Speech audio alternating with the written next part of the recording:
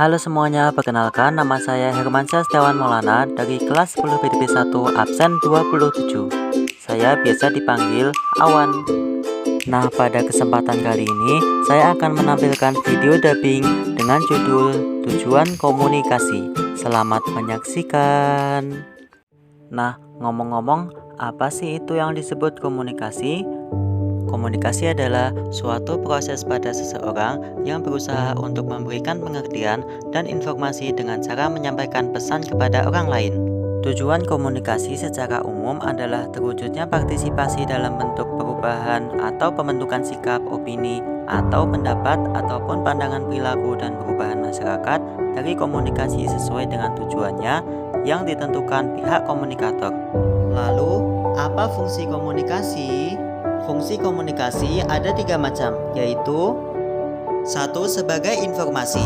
Fungsi komunikasi yang pertama yaitu sebagai informasi, di mana komunikasi menyajikan sebuah informasi yang dibutuhkan oleh setiap individu atau kelompok dalam mengambil sebuah keputusan serta meneruskan data untuk menilai beberapa pilihan sebelum akhirnya diputuskan.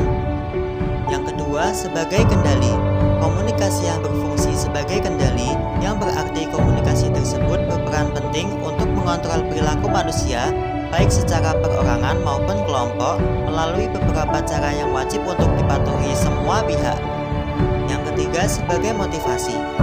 Komunikasi juga memiliki fungsi sebagai motivasi karena komunikasi dapat menjadi suatu motivasi melalui penjelasan yang dilakukan oleh para motivator. Semakin pandai seseorang mengkomunikasikan suatu hal positif, tentu akan sebaik jiwa motivatornya.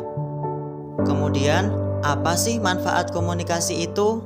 Manfaat komunikasi ada 5 macam, yaitu 1. Memahami semua informasi yang dibutuhkan. Yang kedua, komunikasi dapat mempererat tali persaudaraan baik antara pribadi, golongan, kelompok, bangsa, maupun negara. Yang ketiga, dengan komunikasi Anda bisa mengetahui kebijakan dan peraturan perundang-undangan. Yang keempat, komunikasi sangat penting bagi organisasi dalam melakukan serta menciptakan kerjasama yang baik. Yang kelima, komunikasi dilakukan sebagai proses sosial berwarga negara. Lalu, apa saja jenis komunikasi? Dalam berkomunikasi, terdapat 2 jenis komunikasi yang ada di kehidupan sehari-hari, yaitu komunikasi verbal secara langsung dan tidak langsung. Kemudian, apa sih tujuan dari komunikasi itu? Tujuan dari komunikasi ada 4 macam, yaitu 1. Informasi mudah dipahami. Tujuan dari komunikasi sesuai pengertian komunikasi, yaitu agar hal yang disampaikan oleh komunikator bisa mudah dipahami oleh komunikan, di mana tugas seorang komunikator adalah menjelaskan pesan utama secara jelas dan sedetail mungkin. Dengan demikian, komunikasi dapat meminimalisir terjadinya kesalahpahaman. 2. Memahami sesama individu. Dengan berkomunikasi, maka setiap individu bisa memahami individu lain menggunakan kemampuannya untuk mendengar suatu hal yang sedang dibicarakan oleh orang lain atau sebagai subjek untuk menyampaikan pesan. Yang ketiga, pesan mudah diterima orang lain.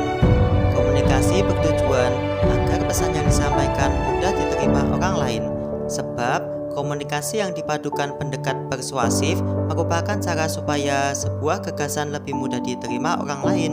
Penyampaian itu akan terlihat baik jika kita bisa mengkomunikasikannya dengan benar. Yang keempat, menggerakkan orang lain. Komunikasi juga bertujuan untuk menggerakkan orang lain supaya melakukan suatu hal yang sesuai dengan apa yang diinginkan oleh komunikator. Dengan kata lain, komunikator merupakan seseorang atau sekelompok orang yang berinisiatif untuk menjadi sumber dalam sebuah hubungan. Lalu, apa sih kesimpulannya? Nah, oke. Jadi, kesimpulannya adalah komunikasi memiliki peran yang begitu penting dalam kehidupan manusia.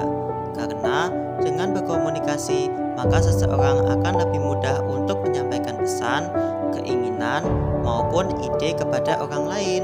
Sesuai dengan pengertian komunikasi, dapat diketahui bahwa komunikasi tidak hanya bisa dilakukan secara perorangan, tetapi juga bisa dilakukan secara kelompok. Wah, tidak terasa ya, sudah mau selesai. Nah, itu tadi adalah penjelasan tentang tujuan komunikasi dari saya.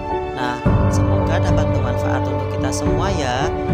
Dan apabila ada kekurangan dan kesalahan dalam saya menyampaikan penjelasan, mohon dimaafkan ya.